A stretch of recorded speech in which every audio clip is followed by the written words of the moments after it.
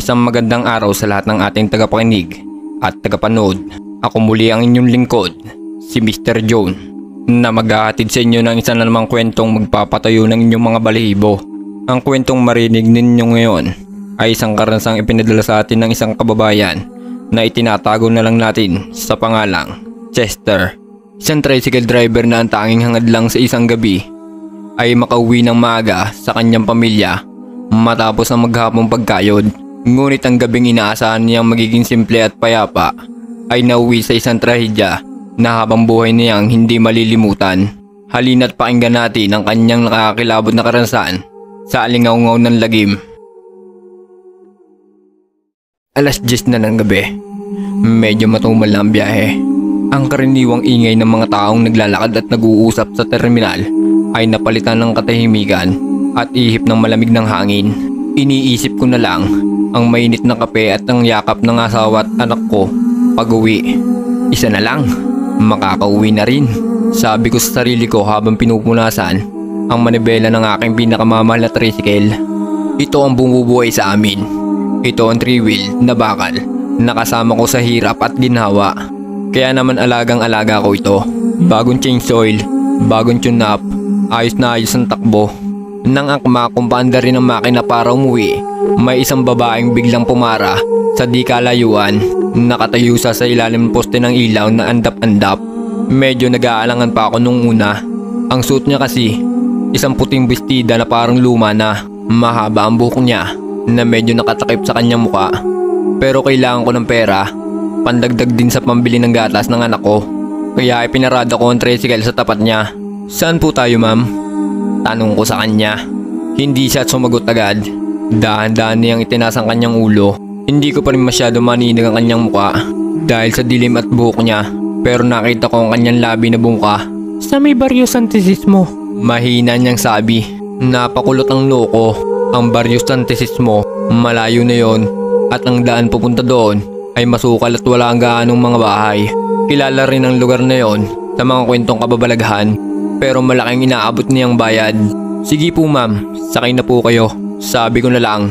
Pilit kong iwinawaksi ang kaba sa aking dibdib. Sumakay siya sa loob ng sidecar. Tahimik lang, ni hindi man lang kumikibo.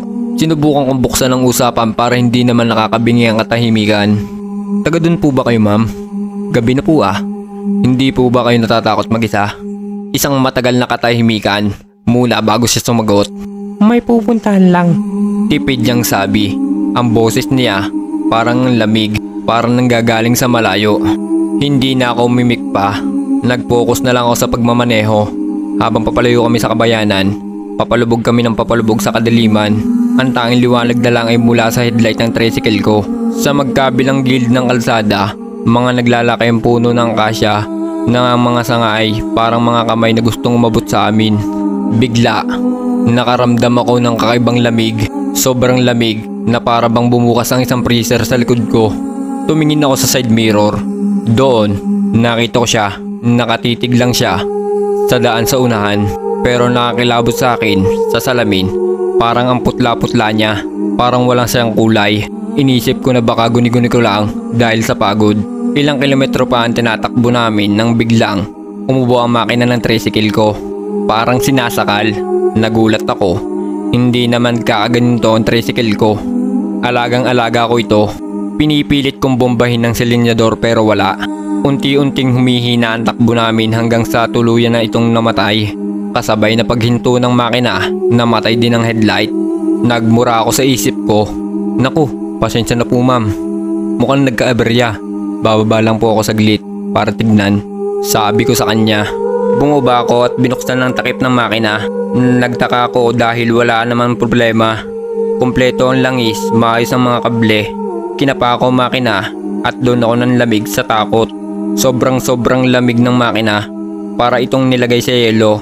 Gayong kakarating lang namin mula sa mahabang biyahe. Imposible yun. Ma'am, sandali lang po talaga. Hindi ko alam kung anong nangyari, sabi ko habang nakatalikod pa rin sa kanya. Walang sumagot. Lumingon ako para sabihin na baka kailangan na namin maglakad. Pero paglingon ko, wala na siya. Walang tao sa loob ng tricycle. Nilibot ko ang tingin ko sa paligid. Puro kadiliman lang at ang mga nino ng puno. Ma'am? Ma'am? Ang tanging sumagot sa akin ay ang huni ng mga kuliglig at ang sarili kong boses na bumabalik. Doon na nagsimulang bumilis ang tibok ng puso ko. Hindi ito tama. Saan naman siya pupunta sa gitna ng kawalan? Iniwan na ba niya ako? Pinilit kong kalmahin ang sarili ko. Baka naglakad na lang, pero hindi. May mali talaga. Bigla, may narinig akong isang kaluskos sa may kakahuyan sa gilid ng kalsada. Parang may mga tuyong dahon na inaapakan. Tapos, may narinig akong mahinang iyak. Iyak ng isang babae. Sino yan? Kinakabahang tanong ko. Hindi ako mapakali. Kailangan kong malis dito. Binaliwala ko na ang tricycle ko. Ang mahalaga, makalayo ako sa lugar na yon.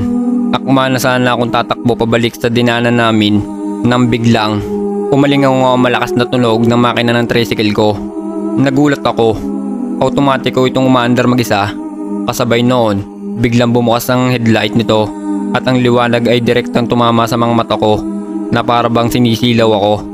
Nakatayo lang ako doon, paralisado sa takot. Habang nakikita kong gumagalaw ang tricycle ko mag-isa, umatras ito ng bagya. Tapos bumuelo at humarurot ng sobrang bilis papunta sa direksyon ko. Wala akong nagawa kundi sumigaw. Tumakbo sa gilid ng kalsada para umiwas pero parang hinahabol ako nito. Lumiko ito ng matalim at sa huling sandali, nagpagulong-gulong ako sa damuhan para hindi ako masagasaan. Narinig ko ang isang malakas na kalabog, ang tunog ng nayuping bakal at nabasag na salamin. Dahan-dahan akong bumangon, nanginginig ang buong katawan ko. Pagtingin ko sa kalsada, nakita ko ang tricycle ko. Nakabaligtad, wasak. Ang nag-iisang gulong sa likod ay umiikot pa rin. Ang headlight nito ay aandap-andap pa, nagbibigay ng nakakatakot na ilaw sa buong paligid. Habang nakatitig ako sa wasak kong kabuhayan, may narinig akong isang bulong. Isang malamig na bulong na para bang nasa tabi mismo ng tenga ko. Salamat sa paghatid. Sa sobrang takot ko, napasigaw ako at tumakbo. Takbo lang ako ng takbo. Walang lingon-lingon. Hindi ko na iniinda ang pagod at mga galos na natamu ko. Ang nasa isip ko lang ay makalayo sa lugar na yon. Makalayo sa anumang nilalang ang sumasakay sa akin. Nakarating ako sa isang maliit na tindahan sa may bukana ng baryo na bukas pa. Hingal na hingal ako at umiyak na parang bata. Pinuwento ko sa matandang may-ari ang lahat. Habang nagsasalita ako, namutla ang matanda. Nagantanda siya ng krus. Sabi niya, maraming taon na ang nakalipas, may isang babaeng buntis na namatay sa kalsadang yon. Gabi rin daw noon, sinugod siya sa ospital. Lulan ng isang tricycle na maaksidente ito. Parehong namatay ang babae at ang driver. Mula noon, sa parehong oras at lugar, nagpaparamdam daw ang kaluluwa ng babae. Paulit-ulit isinasadula ang kanyang huling biyahe at naghahanap na mag-aatid sa kanya patungo sa kamatayan. Ang trahedya pala ay hindi lang ang pagkasira ng tricycle ko. Ang trahedya ay paulit-ulit na sinasapit ng kaluluwang hindi matahimik. At sa gabing iyon, ako ang napili niyang maging bahagi nito. Nakakakilabot, isang karanasan kahit sino sa atin ay hindi na naising maranasan. Ang kwento ni Chester ay nagpapaalala na may mga bagay at mga lugar sa mundong ito na mas mabuting iwasan, lalo na sa gitna ng kadiliman ng gabi. Kayo, mga kalingaw-ngaw, anong gagawin ninyo kung sa inyo ito mangyari? Maglakas loob pa rin ba kayong pumasada sa gabi? Ibahagi inyong mga saloobin at maging ang sarili ninyong mga karanasan sa comment section sa ibaba.